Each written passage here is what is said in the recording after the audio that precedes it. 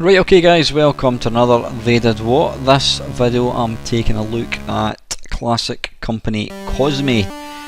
They were an American computer software company. They were based in California, established in 1982. Now, from what I can gather, they only made games for the Atari 8-bit and the Commodore 64. I think they might have also made games for the IBM PC, but I couldn't find any to feature in this.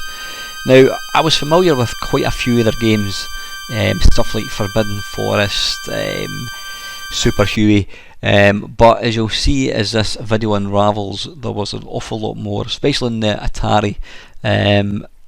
Quite a few stinkers, I have to say, but they were a very early software company, and it's kind of, I feel rotten being, dissing them, because at the end of the day, it was the very beginning of this. It was a very much a cottage industry back then, and games just weren't a thing back then, so they were obviously going to be simpler. So anyway, I shall be quiet and I'll let you enjoy some adverts from their games and some music, then we will take a look at some of their actual games.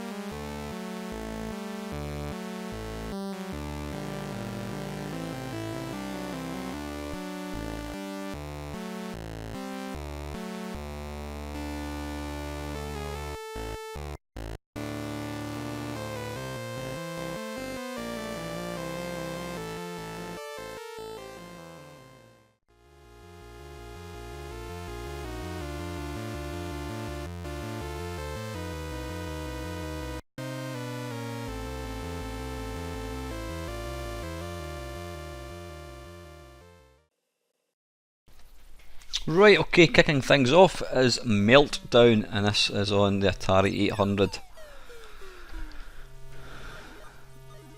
It looks kinda like a Frogger game. I'm the little kinda dude at the bottom.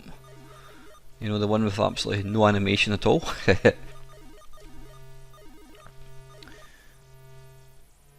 Right, I've got absolutely no idea what I'm trying to do here. Right, it doesn't appear when you get to the top that you go on to somebody else. Right, I see some of the squares, or rectangles I should say, disappear. What the hell? Right, so it's obviously not Frogger as a first thought. What the hell? Is that going to kill me? Looks like it did.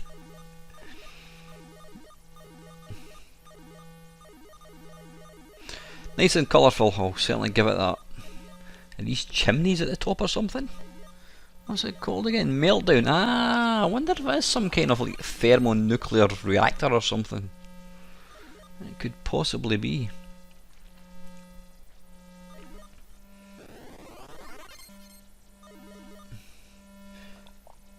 But I have no idea what you need to do. Is there some sort of tie-in to the different colours-y rectangles or something?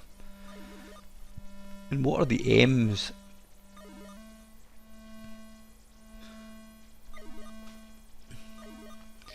You got to try and make all the rectangles disappear or something? I've really got no idea here with this one.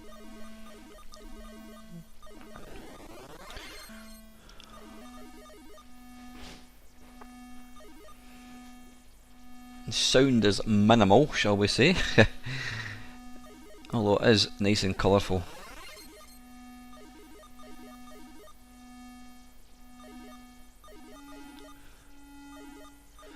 And that whiny noise is getting kind of higher pitched, so am I getting closer to solve? I've actually got any points? So I have got 610 points. I've got absolutely no idea how I managed to get them. Ah, right, okay, I've now got more points since I went into that chimney thing. Anyway, who knows, that is Meltdown. And that was on the Atari. Right, this one, now this is the second attempt I've had to playing it. I've got absolutely no idea what I'm doing here. This is called Navcom 6. Now moving the joystick left and right scrolls through. It's like just one big screen, and you can sort of type in codes.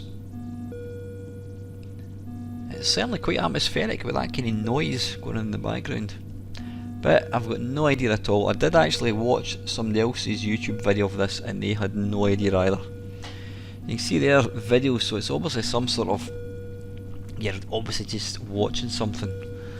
Harpoon launchers PO aft. Right, so you're obviously in charge of some sort of boat, but what you do, I mean, I'm pressing every button on the keyboard, and the only thing that actually does anything is the joystick left and right. Fire button doesn't do anything, but you can type in numbers or letters, but it's doing nothing. So I've got absolutely no idea what I'm doing here. It does look rather nice, but it's not much of a game, though. I dare say if you actually bought it you would get instructions and you'd probably have some sort of idea what you're trying to do. So anyway, I'm going to give up. That is Navcom 6 and that's a C64. Right, this one, this is a later game. Paul Norman again, who did Forbidden Forest. This is called Navy Seal and this is on the Commodore 64. You'll notice one thing from this video, guys. Every single game is either on the Atari or the C64. I don't think they made games for any other computer. If they did, you can tell me below, but I couldn't find any other ones.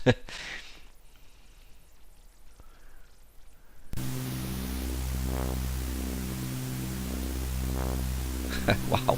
Now, one thing that really strikes me as impressive with this game is listen to that sound of aeroplane. You're obviously in an aeroplane and you're going to jump. That is super impressive. I'm a big fan of really cool sound effects, especially on old computers. Right, okay, I've deployed my parachute. So this is kind of like a precursor to Pilot Wings in the SNES. I'm assuming that's my altitude. On the left, on the right hand side, top right, you can see I'm plummeting at a fair rate of knots. Parachute remained attached to water touchdown endangering operative. Okay, I'm guessing I am dead. I drew hostile fire by opening parachute. Okay, I was captured by enemy patrols and subsequently executed, no doubt.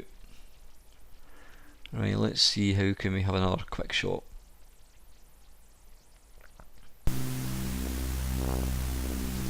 Yeah, listen to that sound. That is epic. That is just like an aeroplane. I am super impressed.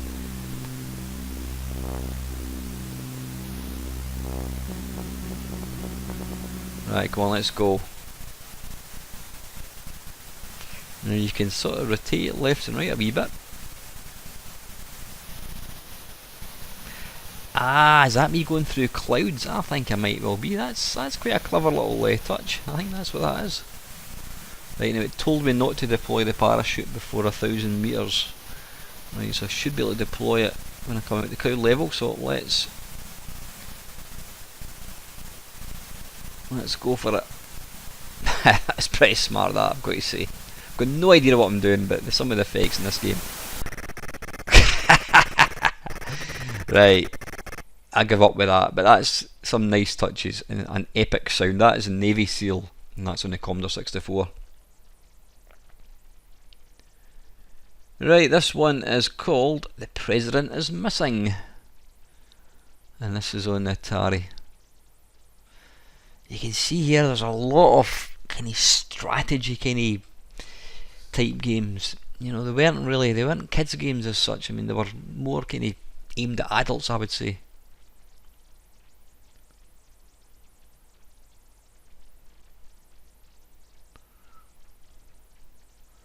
I'm not that old, honestly. 1923, yeah. Supervisor, what? Supervisor? What are you talking about?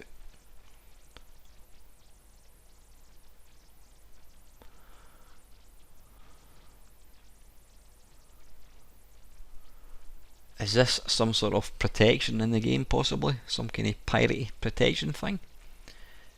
I mean, that was quite a popular protection method in the sort of late 80s, early 90s. You had to have the manual. Right, it doesn't. I've got no idea. Supervisor.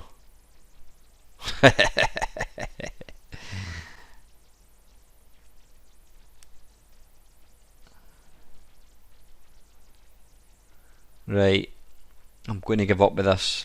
Okay, that's not really the best overview of that game. That is President is Missing. Right, this noisy bugger is called Professor IQ, and again programmed by Robert T. Bonifacio, who seemed to program every single game that Cosme wrote. Right, okay, so it's some sort of quiz type thing. What's it going to give me? Anytime soon. Math. Try saying that when you're drunk. Math fun. Math fun. Alright, okay, so it's just right, okay. So it's kinda it's a educational game, I would say. And rather than being able to use a keyboard, you've got to actually use the key. You got to use the joystick.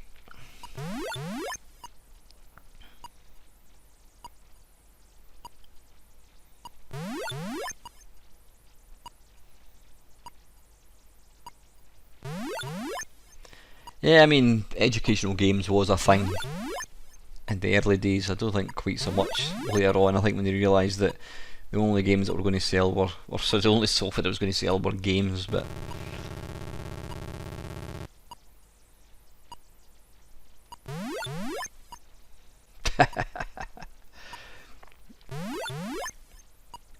I've just shown myself up for being a shite mathematician. I'm actually not bad at mental arithmetic, though I've got to say it's something that we very rarely use these days with computers and smartphones.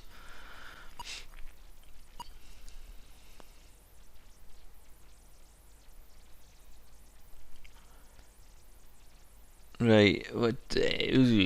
I've got no idea what's happening here. Is it noughts and crosses or something? I don't know.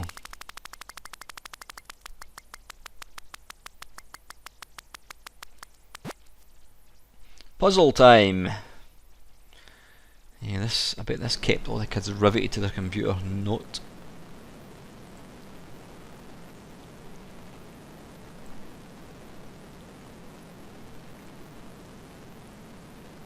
I'll be stuffed if I know what's happening here. Pressing fire button is doing absolutely nothing. Ah, so we'll get a rendition of the Can-Can.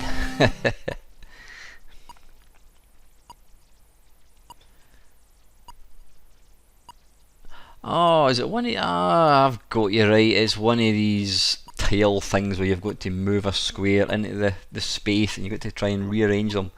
Yeah, it was the kind of thing that you got in really shit Christmas crackers. Yeah. I think I would have been gutted if I got this for Christmas. Anyway, that is whatever it is. I can't remember the name of it, who cares.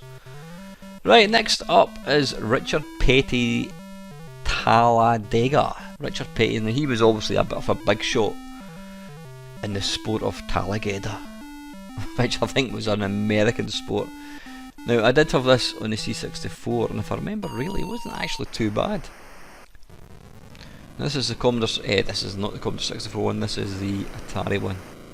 You can tell right away just with the colour. I like the update, actually. The update of the road there was quite nice. It's a pity the car looks like... I don't know, it doesn't look much like... Who can spot the glaring programming flaw? Yep, when you drive over the lines in the road, they actually appear on top of you. So, yeah, you'd obviously mastered the scrolling, but you hadn't mastered how to overlay sprites on top of a scrolling road. But listen, I'm not going to go slagging games off. I mean, I'm quite conscious I do that. You know, I play some games and I basically rip the piss out of them, because these were all... You notice that it didn't. The road did not. The line did not appear on top of me when I was on the left hand side there. That's strange. Yeah, it's easy to mock games that came out 30 years ago, but you need to remember, you know, that was the very, very first kind of games to come out, and they're obviously not going to be the best. I mean, look at music. Look at this first music stuff like Chopin and Beethoven. Ah, bad example. Anyway, I like the explosion. That is Richard Petty's Talladega. Remind me not to play that one again. Right, this one again, this was a favourite of mine. This is Slinky, and this is the Atari 800 version we're looking at. I did play it quite a bit on the C64. It was probably my favourite Qbert game. Nice animation for the wee spring thing. That's a thing you never see anymore. Does anybody remember Slinkies? The springs that walk down the stairs. These games were always an absolute sod to play because you basically had to hold the joystick diagonally. But this one isn't quite so bad.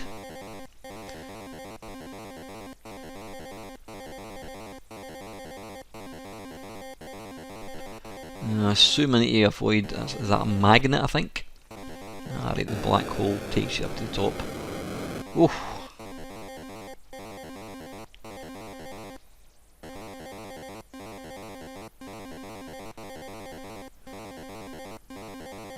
This is one of these games, the more you stare at the screen, the screen would look fine, and then suddenly your eyes would kind of squint and the whole perspective of the cubes would change, so they're sticking out the way, and it just kind of absolutely messed about your eyes big style, if you know what I mean.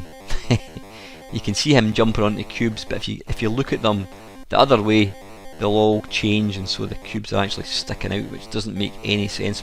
The sort of perspective of the game changes. Anyway, I'm getting a bit hippie. Right, yeah, that's Slinky. Right, next up, this is Spider Invasion, and again, this is on the Atari 8-bit.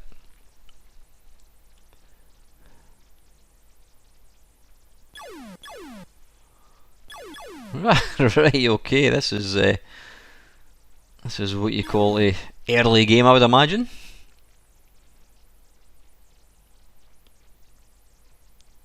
Okay, yep. Hello. Ah, right, okay, so right, okay, there's still nothing. Where are all the baddies? Oh, there he is. Oh, what's that?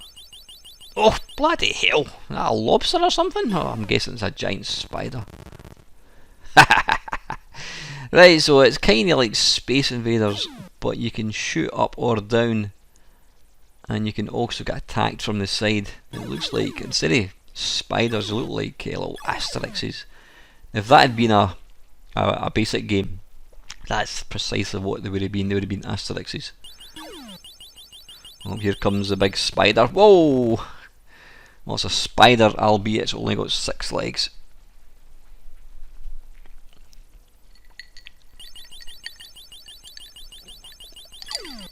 Ha ha ha, in your face.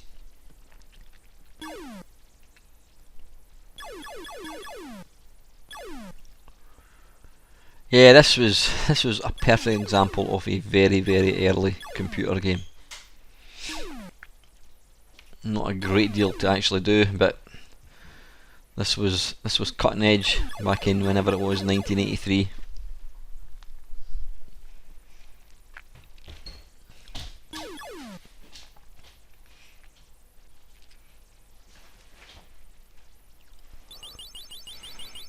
Here he comes again. Oh!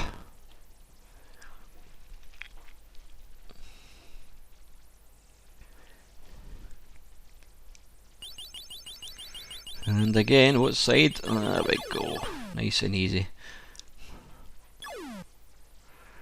Right, anyway, yeah, that is the rather marvellous spider invasion.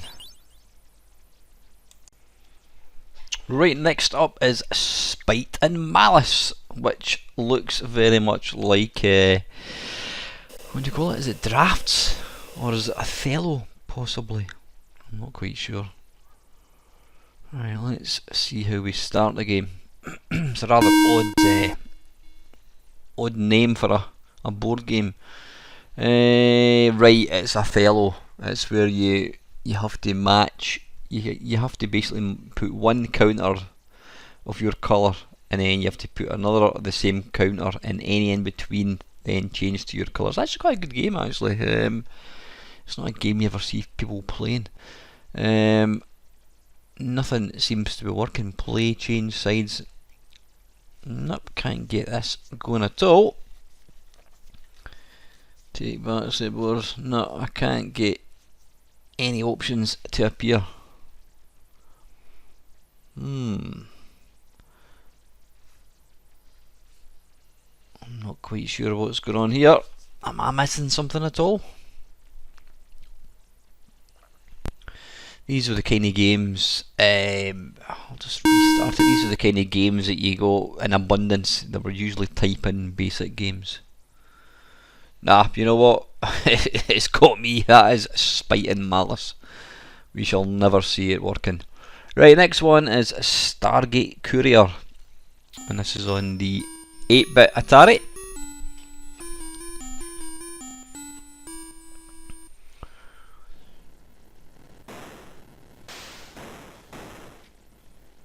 Right, okay, so it's kinda Time Pilot with what look like, I don't know what they are they bats? Are they little half moons or something?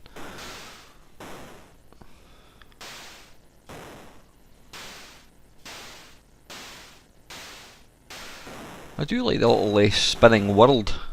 It's quite detailed looking.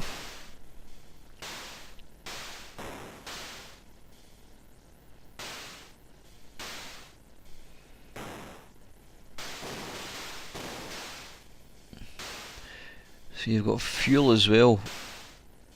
Now what is that little circle thing at the bottom right? Is that pointing towards where you should be going or something? I'm not quite sure. It looks like a toilet plunger actually. Boom!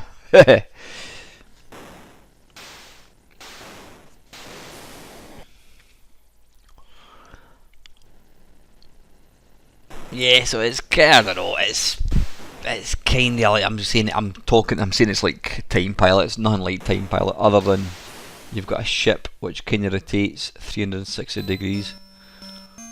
That's game over. Anyway, yeah, I'm sure it's good if I figure out what I'm supposed to do. Is it Stargate Courier?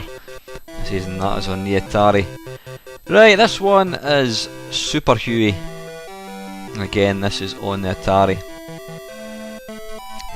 A lot of these games appeared on both systems, but this video would go on and on and on and on and on if I was to feature both versions. So I've just there's more games that came out for the C64, so you know, I've tried to kind of make it an even balance. Now, I did buy this. I remember this got a really good review in Zap magazine, and I bought it. It came in a big cardboard box with a big thick manual. Right, what I've actually got here is the instructions. Just trying to figure out what keys what since I'm using it on my PC. Right, I've got some engine thing going on here. Let's get the engine right up. Or maybe not.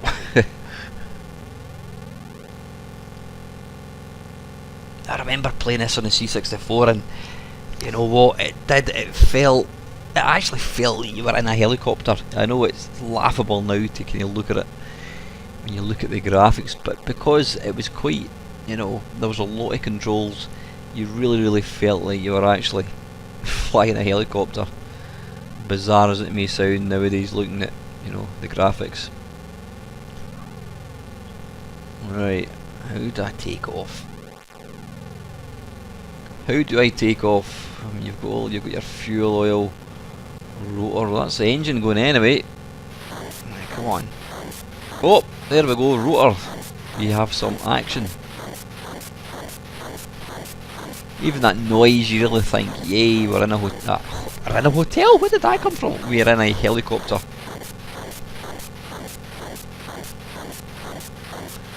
Right, it doesn't sound like it's going particularly quick. Certainly not quick enough to take off. Right, now we're talking, here we go. Get that rotor speed. Ho ho ho ho ho. Hey, here we go. Yeah, you really do feel like you're actually taking off. Wonderful. Oh, there we go, we've got some movement as well. There were different missions and that kind of stuff.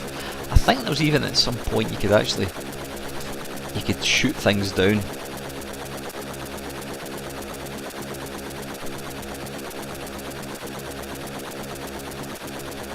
You can see obviously the graphics are very basic.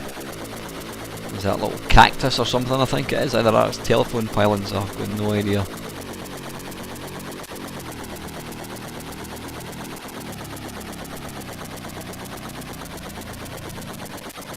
Yeah, it's certainly a game you can't play in 2.5 minutes.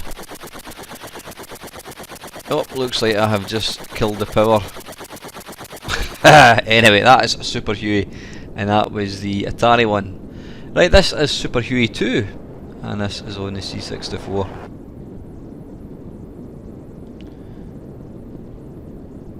And that certainly looks more impressive, this sort of the 3D kind of landscape.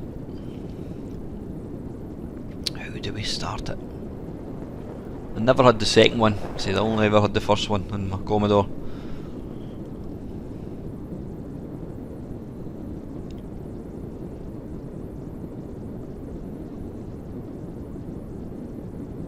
Is this still the title screen, possibly?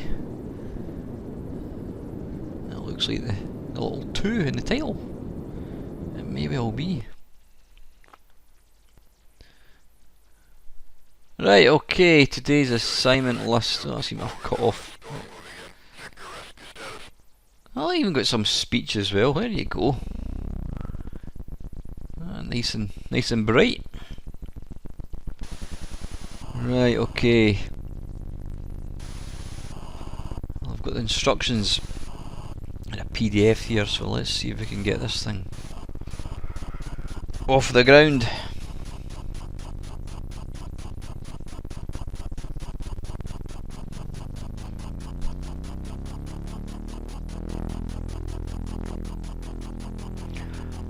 Listen to that airplane sound, or it's not an airplane, it's a helicopter sound. That is super impressive.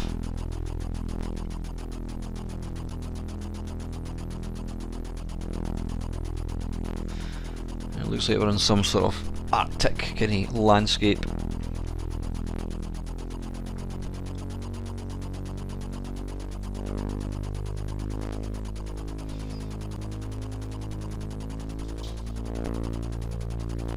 Hey.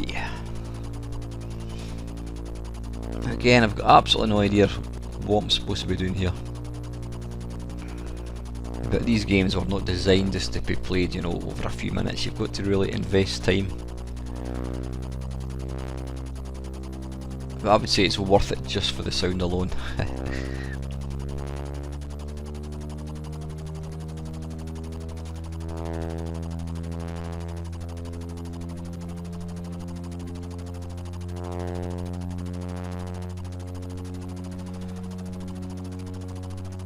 Actually figure out if we're actually moving at all, are we? Is there a speed anywhere? The rotor's certainly turning, the engine's turning, the altitude's going up. It says speed 294, so we may be moving forwards, I don't know. Ah, we certainly are. We're going to crash into a big mountain. There you go. Right, that is Super Huey 2, and that was on the C64. Right, this is the E Factor, obviously, preceding the X Factor. Hopefully it's not based on that bloody dreadful reality TV thing by Simon Cowell.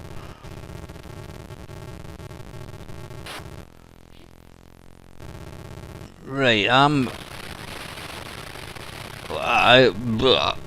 Mongrogger Space Mines, right, I'm controlling that little, I don't know what you'd call it. Right, I'm absolutely stuffed if I know what I'm doing here. Game over. High score 0. Right, empty sector. Hyperwarp. Right, if I hold down the fire button, I'm controlling that little arrowy thing, and when I hold down the fire button, that little thing in the centre moves towards me. I've got no idea what I'm supposed to be doing. Condition normal. Right, this is Top Fuel Challenge, and this is on the Commodore 64. I've got no idea what it is. You get lane choice. Current lane 1. Move stick to choose lane number. Press fire. Disc. Right, press and hold and clutch. Ah, right, okay, so it's drag racing, I think.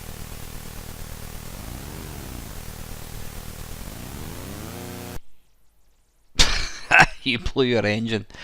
The only other drag racing video game I've ever played is Dragster, which was released for the Atari 2600, and I had no idea how to play that one either.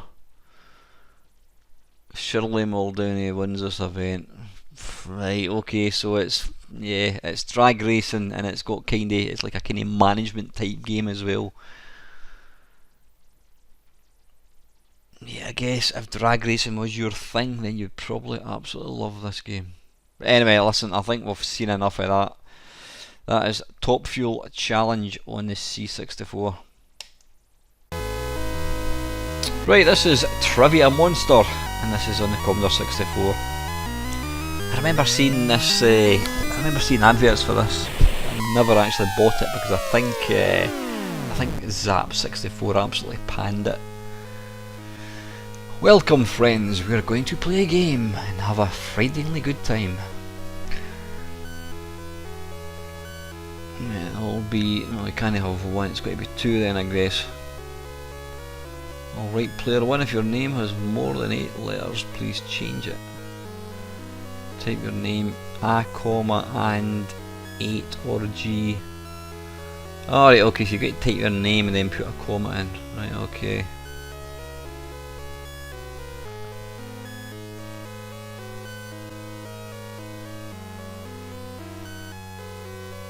So comma and then B. Right, alright, player 2, right, let's go for Meister. Ah, bugger! Right, try again. Meister, comma. B, there we go, good. I'm glad we got that fixed. Now, which game will it be? 1 to 16? I'm assuming this game came in a disc. There we go. That just confirms what I thought. The only other quiz game I ever remember playing in the Commodore 64, and that actually wasn't too bad to be fair, was Trivial Pursuit. That's when Trivial Pursuit was extremely popular. It was a massive game in the 80s, it really was. You never hear of people playing it anymore. Right, come on, what are we waiting on?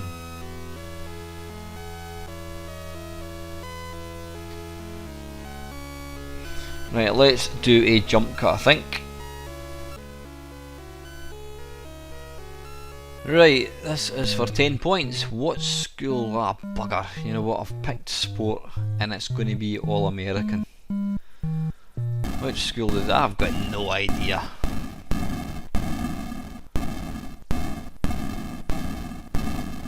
Alright, so are you inside a locked room?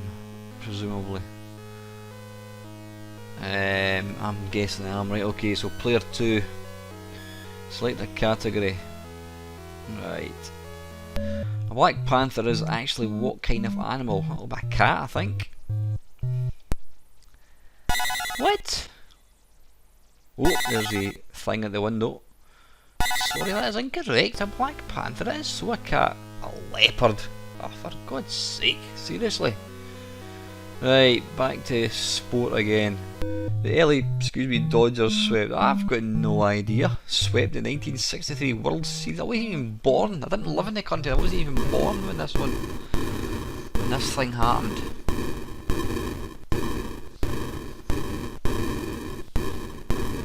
Right, come on, get on with the next question. Sandy Koufax or Koufax, whatever it is, I don't know. This is for 20 points. The Basenji, a small African dog, is known for not doing what? Oh, bloody hell. I don't know, sleeping? Let's give it a go. Eating. My goodness, what the hell is that? Barking, alright. Maybe I could get rid of my two and get one of them, that would be ideal. Tennis pro and dreamer Bobby Riggs wrote a book. I mean, seriously. I should have known. Right, okay. Oh, there's that demon at the right hand window. Right, come on, let's get another nature question. I'm guessing that if you get so many wrong, the thing eventually bursts in and devours you. Court hustler, right, whatever. Right, next one. What animal was once used in the medical procedure of phlebotomy? Is that a dog, possibly? I've got no idea. Let's give that a go. Ah, there you go. Right, anyway, listen, I think we've had quite enough of Trivia Monster, and that is on the C64. Right, next up is Astron 9 on the Atari, so presumably there has been 8 previous games, none of which I've seen before. So right, I'm controlling this little, looks like a traffic road sign actually. Oh, I can fire. Yeah, it reminds me a bit of Lunar Lander meets Thrust, possibly. Oops, try and avoid contact with the walls, but it's not very easy. And using the joystick ain't too easy either.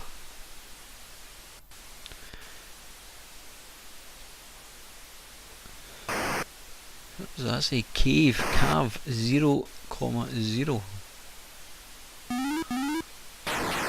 Oh, whoa. I don't remember Thrust being this having this much shooting stuff. And there's a wee guy, presumably I've got to try and rescue him. Right, I've picked up what look like little arrows pointing down the way. So how did I pick him up? Come to Dad, come on. Yeah, there we go. Right, okay, so I've picked up some mushrooms and I've picked up a little guy. Albeit he's not actually moving, so possibly he's dead, who knows.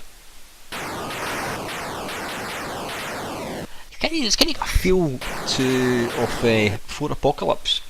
It's got a very, very similar firing sound. 4 Apocalypse being one of my favourite 8-bit games of all time. It's a wonderful game. Yeah, I think I would have probably quite got into this game if I'd had it back in the day. So anyway, yeah, that is Astron 9, and that is on the Atari. Right, next one, this is Aztec Challenge. Now, I did have this on the C64, but this is on the Atari, this one. It's lacking the sound. Right, the grounds. Right, okay. This is completely different from the C64 one that I remember. Oops a daisy, don't jump on top of what look like cactuses.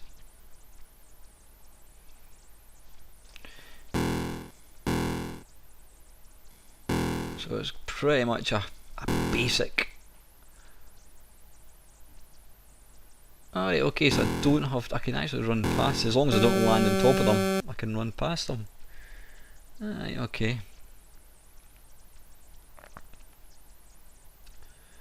Yeah, this ain't a patch on the original, or I'm saying the original, this might have been out before the C64 one. But I did play the C64 one a lot, and a distinctive part of that one was the music as well. So this is very simple, it kind of feels a bit like a mobile game, just automatically run left and right. Or you run from left to right I should say, and jump. So it's fairly simplistic.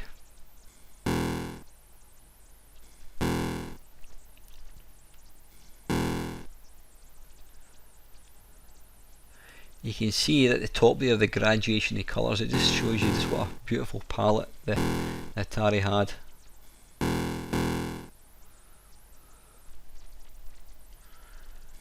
Yeah, it's very, very basic this one. Oh, the grounds, that means I'm on the second level possibly. It's more of the same. Right, anyway, listen, enough of that. That's Aztec Challenge, and that is the Atari 8-bit version.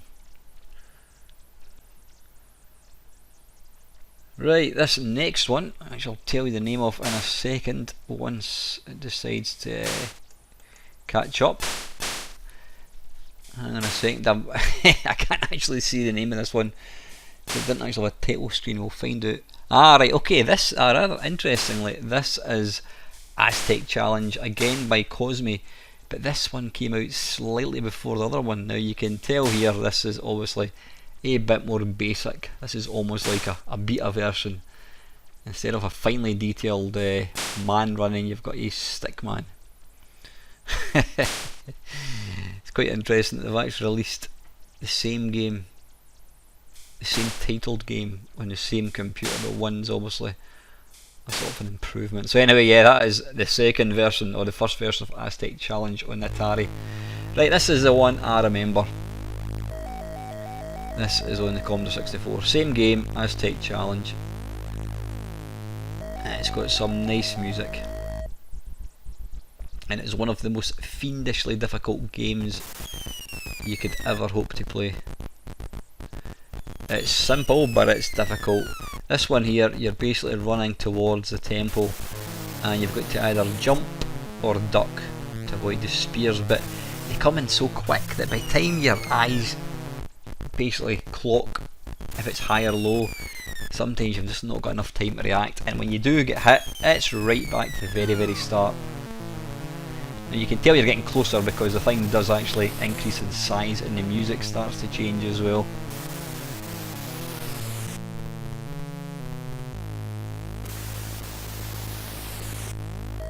Now before you're thinking, why don't you just stay ducked and then jump up if required? Well, if you stay ducked for any length of time, you fall, so you can't do that. Now what you usually find in this game is when you get hit once, you get hit 3 or 4 times in the trot.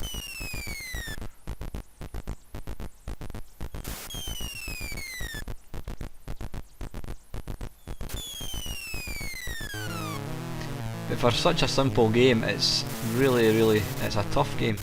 See what I mean? Right, let's have another go. I mean, I think there's about 5 or 6 levels in this game, but it's pretty clear that we're not going to get to see it.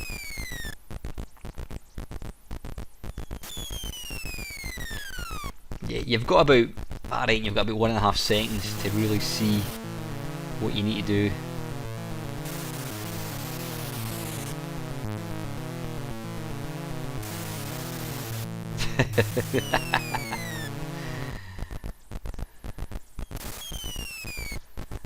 It's quite a brutal game actually. But it's a good fun game. I say it's simple and it's a great sort of reaction test game. But you see, this is a lot better than the two games of the same name on the Atari.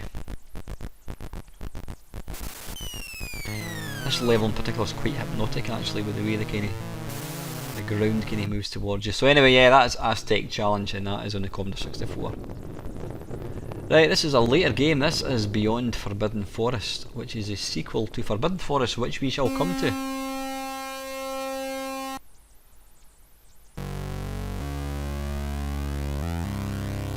Now this game was really revolutionary. I can't even say the word.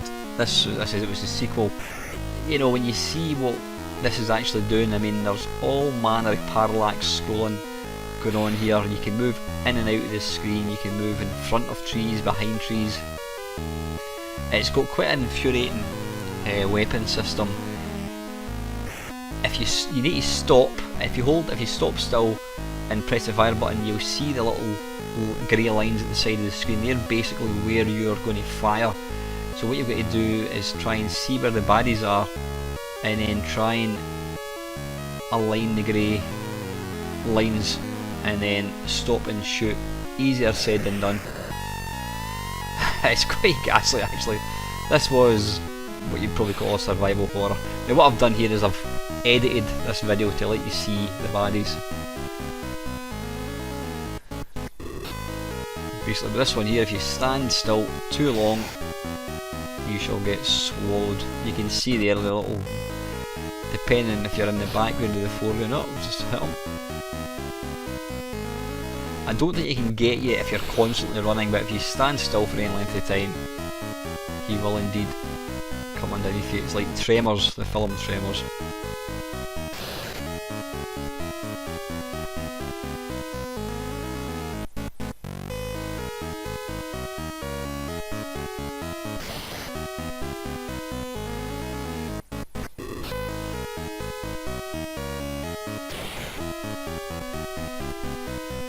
I think he's ready to go. That's when I thought he was going to appear, and he'll spit you out, spit your little bone arrow out. And the next level is a giant moth or a bee or whatever it is. I don't know what it is. Oh, there's only half a bee or half a fly. A bit of glitching going on there.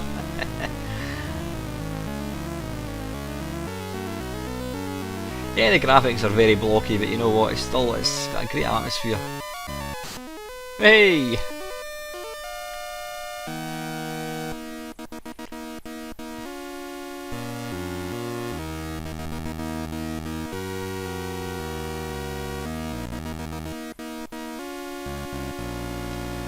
And you get a golden arrow. I can't remember for the life of me what that does, but basically when you kill a baddie, you get rewarded with these things.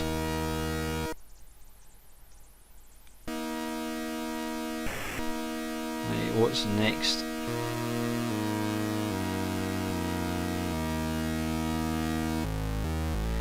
A large, I don't know what that is, a large bear type thing. They'll try and crush you to death. Like so.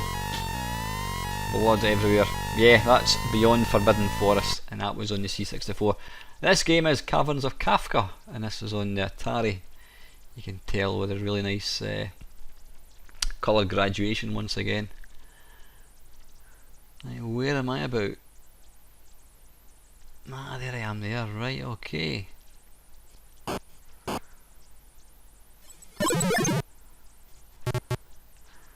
Have I ever seen a game with such dinky little graphics, although Lode Runner had graphics similar, though not as colourful as this one. I quite like this actually, the fact that you can see the whole, almost the whole level on the screen at once.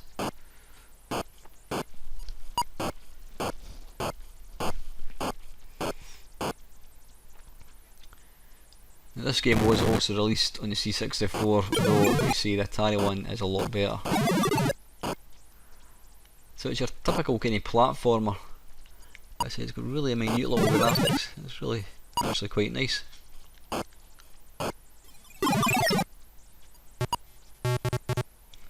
Yep, doesn't like that. So I've got to collect what look like little dinosaur heads or something.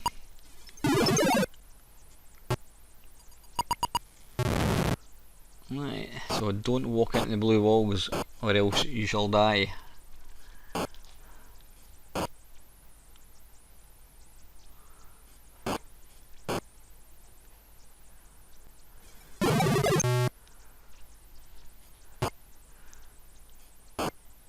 What's that saying at the top? It's got money dollars and then it's got lose 3, get 29. Lose 3, is that how many things I've still got to pick up? Key 28, right, okay, so I've got to pick up 28 things, yeah, that's down to 27 now. I don't know what happened there. I seem to kind of morph into the wall then, didn't I?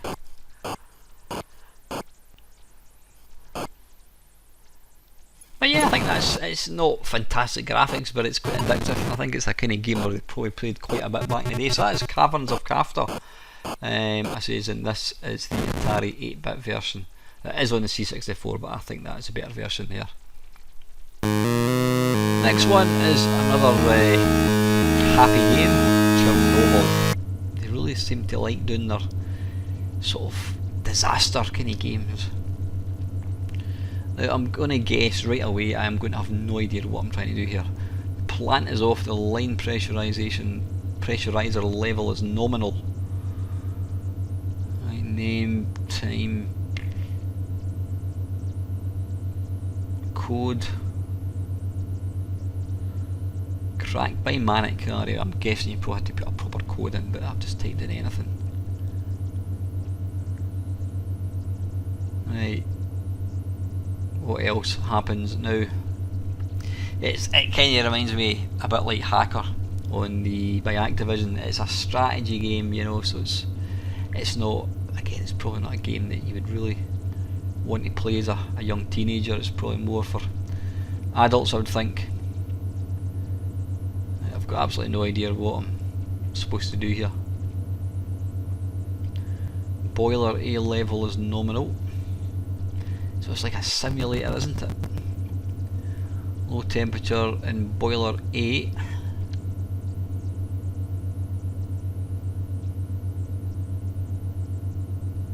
Low pressure in boiler B. Yeah, listen, I think that's probably as exciting as it's going to get. Let's take a look at something else. That is Chernobyl. Oh, hang on a second. Just as I'm about to say that, it gets interesting. Acknowledged LK. Was that me? Oh, I think that's all the guff that I've typed. Low temperature and boiler. Yeah, we're getting back to the same thing again. So anyway, listen, let's move on. That is Chernobyl and that is on the C64. Right, this is Chomp, as in the chocolate bar. Chomp bar. Chomp, yep, this is on the C64. And you appear to play the part of a goldfish. And I think I've just died. Level 1 Amazon Rivers. Ah, oh, bloody hell, he's getting flushed down the toilet. Poor little thing. I think that is only the second ever video game where I've seen a toilet in it. No, I'll tell a lie, I was going to say there's Manic Miner, there is also a toilet in Little Computer People. So that is the third one I've seen. Now these little seahorses? Excuse me. Right, if you press up, I seem to turn blue for that. I turned blue, then I turn. What's going on there? I'm kind of orange, and then I seem to turn blue as well. kind of reminds me, there's a game, I can't remember what it's called, it's on the Xbox 360, and you basically play there's little tiddles, or whatever it was. Getting flushed down the toilet again. Yeah, there's a game in the 360, and you basically, I can't remember what it's called, Feeding Frenzy, that is it, and you play the part of a fish, and the idea is being just to basically eat all the smaller fish, and you subsequently grow in size, and then you can eat bigger fish still. Have I got any score? I've got 41 points, so yeah, I think you seem to get points if you eat the little worms or whatever it is these things are. See, I'm Amazon Rivers 1 in 1.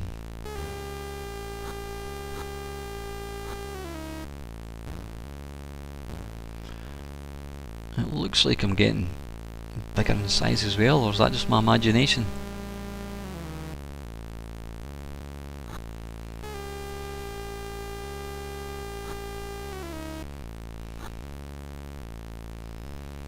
I don't think a lot of these games were actually released in the UK. I mean, Cosme were an American company, so I suppose companies like US Gold, they would only release the good games, and that's why there's been a lot of games like this that we haven't seen, because quite frankly they weren't the greatest games. But anyway, you know, they're all part of history. So that is Chomp. This is that is on the Commodore 64. Next one is Crypts of Plumbus. Yeah, I think we shall go for very easy. Right, how do we start? Okay, right, I know it's start right.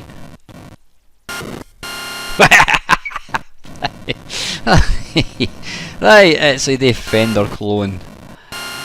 It's got interesting scrolling mechanics. It scrolls like hell, and as soon as you stop, everything just grinds to a halt. Graphics, that looks like a TIE fighter. Not that one, another one. No, and there's a killer suite on the right hand side there. You take that, there's the TIE fighter. Or is that an X-Wing? I can never remember. No, it's a TIE fighter. Or is that an X-Wing? X-Wing, I think it is, yeah. Shows you what I know about Star Wars. Yeah, it's kind of it's a basic Defender type game with quite abysmal graphics. Aliens Shot 17. Ships left 9. Christ, that's generous. Yeah, it's just what I was saying. Obviously, they only released the good games. But these were all very, very, very, very early games in this industry of ours. So you know, you need to appreciate that when you look at games. So that is Crypts of Plumbus, and that is on Atari. Right, next one is another one of these strategy games. So I don't know how I'm going to go on with this. This is called Defcon 5. Right, engaged, ready, enter security access code. Oh, this is going to be fun. I'm not going to be able to know. I'm just going to have to type anything.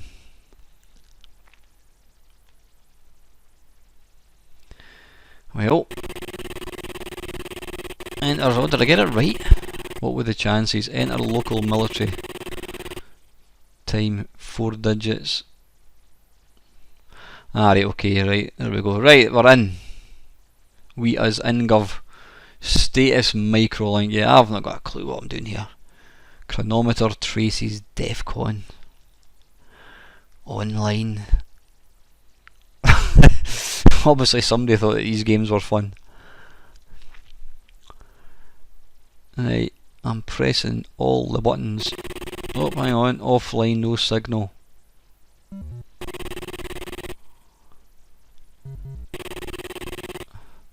Right, I think it's fair to say we're not going to get very far in this game at all without the instructions.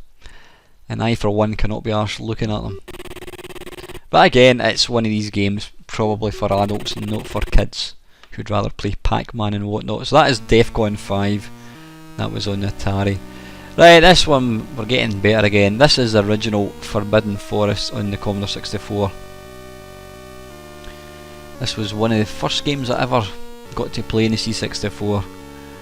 And I remember being pretty blown away with it at the time.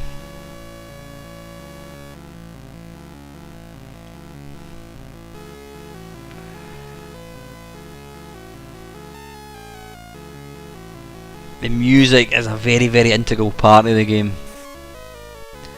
And it's got some really, really horrible looking spiders. And then he does this big dance. Now this dance goes on and on, as you'll soon see. You think, okay, that's him finished. And then he does a wee dance.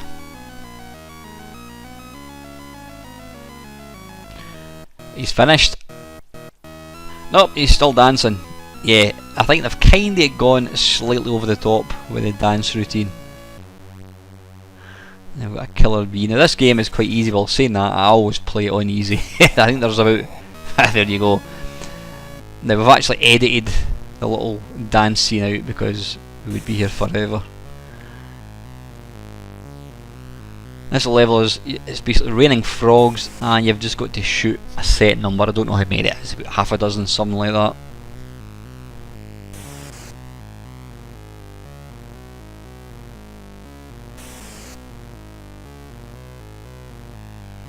But again, you know, it's got really nice parallax, you know, field of kind of vision. Field of vision? Field of depth, I should say, is quite impressive. I've just cut that one right off. We're now on to the next level, where you've got this kind of killer dragon thing.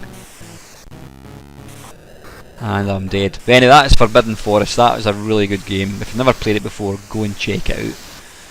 And that was on the C64. Right, just to compare, for comparison, this is the same game on the Atari.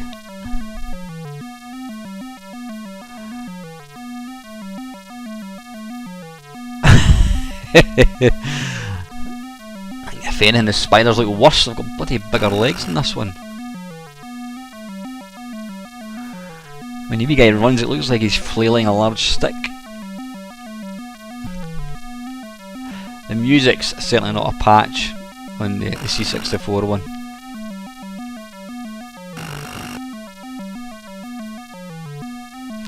Now, one thing I completely omitted to mention when I was looking at the C64 one there is it was one of the first games that I'm aware of to introduce night. It actually got dark as you were playing it.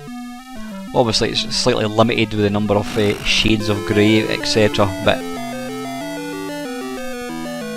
and he's doing his wee dance here.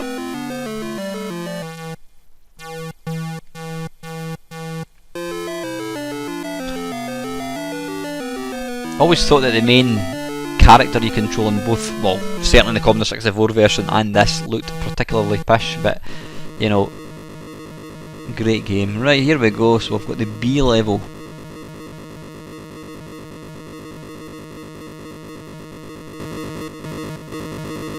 That's one horrific looking bee.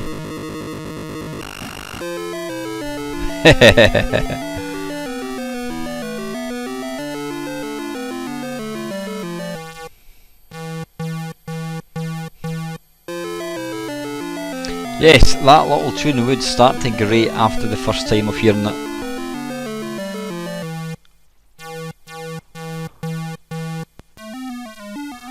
You can see it's getting dark. Oh, we've got a dragon now. The dragon in this isn't as well defined as the C64 one. I'm assuming that this is probably the first version. Ugh! Is it getting darker or getting lighter? Is that meant to be the moon or something? I'm not too sure. Hey, there we go. So yeah, that's Forbidden Forest, and that is Atari version. Right, next up from 1982 is Galactic Avenger, and this is on Atari.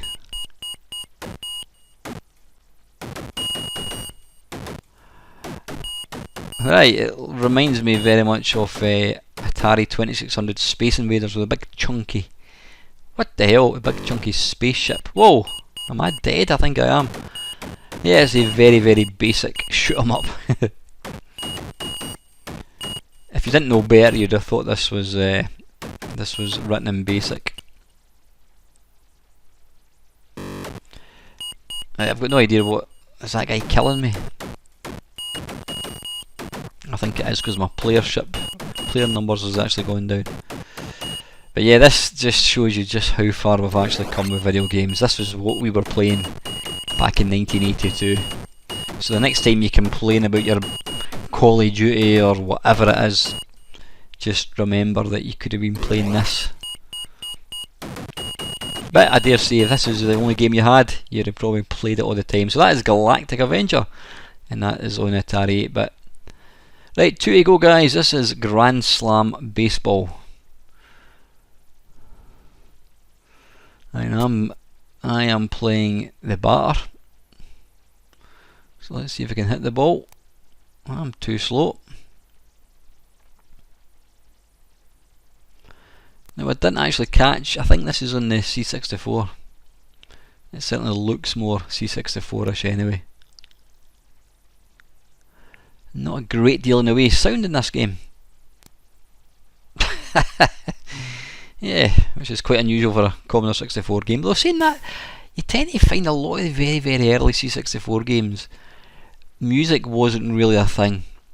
So most games didn't have music, and the odd game that did have music, it was usually diabolical. It was usually some kind of classical tune. It was only when Rob Hubbard came along and showed what it could do. But saying that, Forbidden Forest, the first Forbidden Forest in the C64 had great music, you know, but that wasn't the norm back then. Yeah, okay, so it's baseball. You can pick your players and whatnot. Animation's not too bad, I guess. But again, I don't know if this game is ever released. That looked like it actually hit him there. Oh, that's a home run. No, it's not. Well, I'm on first base at least.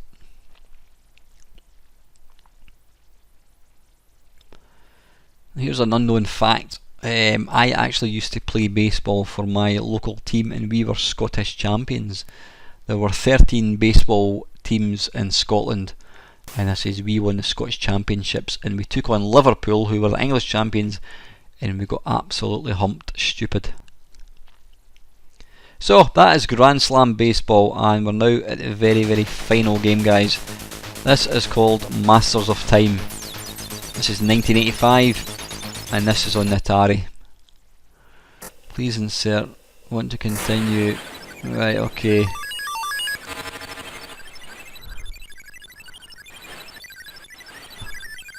Right, we appear to be in some kind of vortex thing. We can move up, down, left and right. Or forwards, back I should say. Left and right. I've got no idea what I'm supposed to be doing though. There's some sort of radar at the bottom, but we've got a killer square.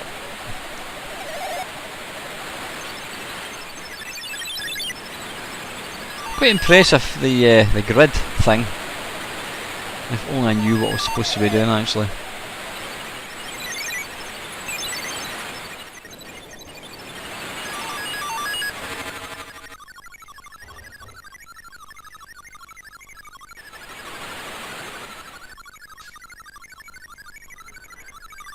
What is that E? I don't know what that's supposed to be. If you look at this, there's a wee kind of radar.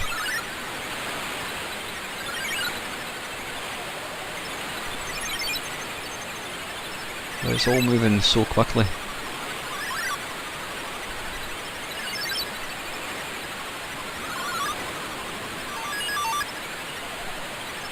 So not all games back in the day were that easy to play, you know, maybe instructions would have helped.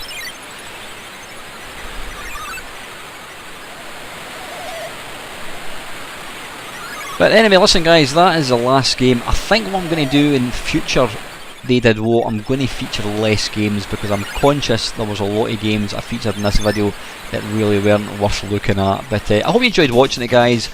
If there's a company you want to see featured in it, just please put your comments below. And finally, as usual, thank you very much for watching.